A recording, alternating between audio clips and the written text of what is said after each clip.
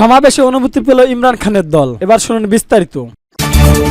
পাকিস্তানের সমাবেশে অনুমতি পেল দেশটির সাবেক প্রধানমন্ত্রী ইমরান খানের দল পাকিস্তান তেহরিত ইনসাফ পিটিআই আগামী 8 জুন সমাবেশ করার অনুমতি দিয়েছে প্রশাসন। তবে এই সমাবেশে ইসলামাবাদের F9 পার্কে পরিবর্তে রাওয়াত এলাকা আয়োজন করতে হবে।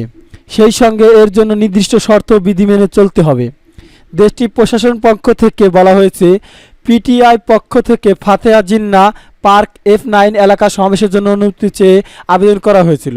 এর জন্য এসপি গোয়েন্দা সংস্থা স্পেশাল ব্রাঞ্চের কাছ থেকে মতামত নেওয়া হয়, কিন্তু আইন শৃঙ্খলা রক্ষাকারী কর্তৃপক্ষ বলেন পরিস্থিতি বিবেচনায় ইসলামাবাদে তাদের সমাবেশে অনুমতি দেওয়া সম্ভব নয়। এর পরিবর্তে তাদের রাওয়াত এলাকায় সমাবেশ করতে বলা হয়। এর জন্য 39টি শর্ত দেওয়া হয়। এর আগে সমাবেশে অনুমতি পেয়ে লাহোর হাইকোর্ট আবেদন করেন পিটিআই চেয়ারম্যান গওহর খান। পিটিআই যুক্তি দেওয়া হয়েছে যে পিটিআই একটি রাজনৈতিক দল এবং যখনই এটি একটি সমাবেশ বা সমাবেশের ঘোষণা দেয়, পুলিশ তাদের কর্মীদের গ্রেপ্তার এবং হয়রানি শুরু করে। আবেদনে আরও বলা হয়, পিটিআই কেন্দ্রীয় সচিবালয় সরকার বেআইনিভাবে সিল করে দিয়েছে। আবেদনে উল্লেখ করা হয়, পিটিআইকে প্রদেশ জুড়ে জনসমাবেশ এবং সমাবেশ করার অনুমতি দেওয়া উচিত। সেই সঙ্গে এর কর্মী গ্রেপ্তার এবং তাদের বিরুদ্ধে মামলা নিবন্ধন বন্ধ করা উচিত। পাঞ্জাবের স্বরাষ্ট্র বিভাগ, পুলিশ মহাপরিদর্শক এবং অন্যান্য সরকারি কর্তৃপক্ষকে রিট পিটিশনে বিবাদী করা হয়। বাইডেনের প্রস্তাবে নেতানিয়াহুর না। এবার শুনুন বিস্তারিত।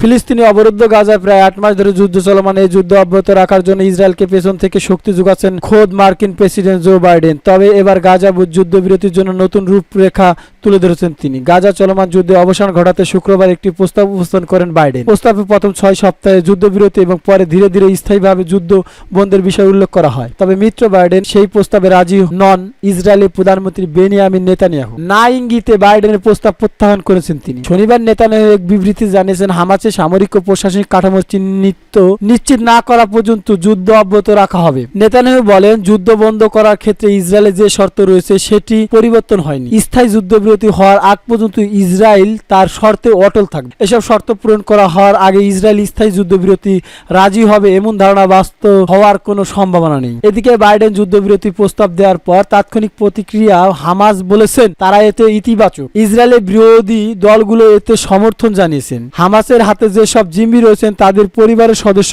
এই প্রস্তাব কার্যকর করার দাবি জানাচ্ছে। যুদ্ধের অবসান ঘটাতে তিনি 3 ধাপের প্রস্তাব দিয়েছেন বাইডেন। শুক্রবার হোয়াইট হাউসে এক বক্তব্যে বাইডেন বলেন, প্রস্তাবিত পরিকল্পনা প্রথম পর্যায়ে একটি সম্পূর্ণ যুদ্ধবিরতি, সেই সঙ্গে জনবহুল এলাকা থেকে ইসরায়েল প্রতিরক্ষা বাহিনী প্রত্যাহার এবং ফিলিস্তিনি বাসিন্দাদের জিম্মি বিনিময়ের মতে বিষয়গুলো অন্তর্ভুক্ত থাকবে।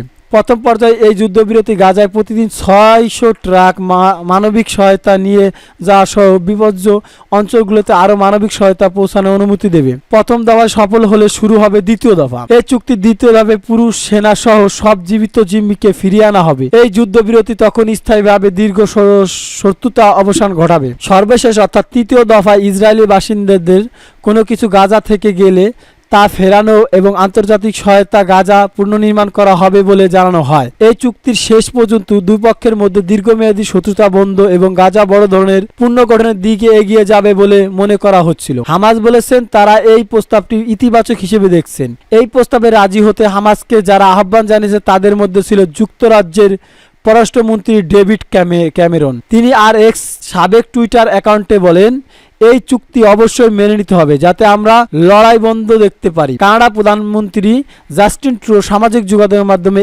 বাইডেন এই প্রস্তাবকে ইসরায়েল গাজায় শান্তি প্রতিষ্ঠার জন্য একটি সুযোগ হিসেবে উল্লেখ করেছেন। শনিবার আল জাজিরায় এক প্রতিবেদনে এ তথ্য প্রকাশ করা হয়। ট্রুডো এক্স দেয়া এক পোস্টে বলেন, ইসরায়েল ফিলিস্তিনি শান্তি প্রতিষ্ঠানের বাইডেন প্রস্তাবিত নতুন রূপরেখা একটি সুযোগ। এর জন্য নতুন রূপরেখাটি সব পক্ষকে অবশ্যই গ্রহণ করতে হবে। তিনি আরো বলেন, এই নতুন রূপরেখার মাধ্যমে গাজা দুর্ভিক্ষে অবসান করে শান্তির পথে ফিরে আসার সুযোগ। কারণ অবিলম্বে ইসরায়েল গাজায় যুদ্ধবিরতি, অবিলম্বে মানবিক সহায়তা এবং বৃদ্ধি এবং জিম্মি মুক্তির আহ্বান জানায়। জাতিসংঘের মহাসচিব আন্তোনিও গুতেরেসও এই চুক্তির প্রস্তাব স্বাগতম জানিয়ে বলেন, সারা বিশ্ব গাজায় অনেক দুর্ভোগ এবং ধ্বংস প্রত্যাখ্যান করেছে। এখন এটি থেমে যাওয়ার সময়। এদিকে ফিলিস্তিনে অবরুদ্ধ গাজা উপত্যকা যুদ্ধবিরতি কার্যকর করতে প্রয়োজন শান্তিরক্ষা সেনা পাঠাতে ইচ্ছুক ইন্দোনেশিয়া। শনিবার কথা বলেছেন দেশটির নির্বাচিত প্রেসিডেন্ট পাবো সুবিয়ান্ত এশিয়া প্রধান নিরাপত্তা সম্মেলনে সাংগ্রিলা ডায়ালগে বক্তৃতা করার সময় কথা বলেন তিনি। এ সময় পাবো আরো বলেন, গাজা যুদ্ধবিরতির জন্য মার্কিন প্রেসিডেন্ট জো বাইডেন তিনি ধাপের সঠিক পদক্ষেপ ছিল। ব্রিটিশ বার্তা সংস্থা রয়টার্স এই খবর জানিয়েছেন। পাবো বলেন, যখন প্রয়োজন হবে এবং জাতিসংঘের অনুরোধ আসবে তখন আমরা সম্ভাব্যত যুদ্ধবিরতি বজায় রাখা ও তার পর্যবেক্ষণ করার পাশাপাশি সব দল ও সব পক্ষকে সুরক্ষা ও নিরাপত্তা প্রদানের জন্য উল্লেখযোগ্য শান্তিরক্ষা বাহিনী পাঠাতে প্রস্তুত আছে। তবে এর মধ্যে মার্কিন এবং প্রস্তাবের পানি ঢেলে দিলেন নেতানিয়াহু। গোটা বিশ্বের সমালোচনার মুখেও এখনো নিজ জায়গা অনড় রয়ে ইসরায়েল।